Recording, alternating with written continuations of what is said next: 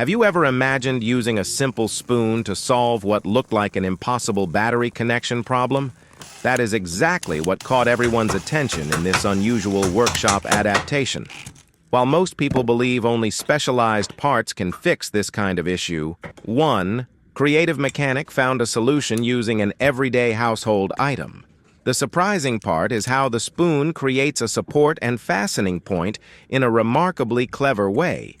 At first, it looks like nothing more than a wild improvisation, but once everything is properly adjusted, the result becomes genuinely impressive.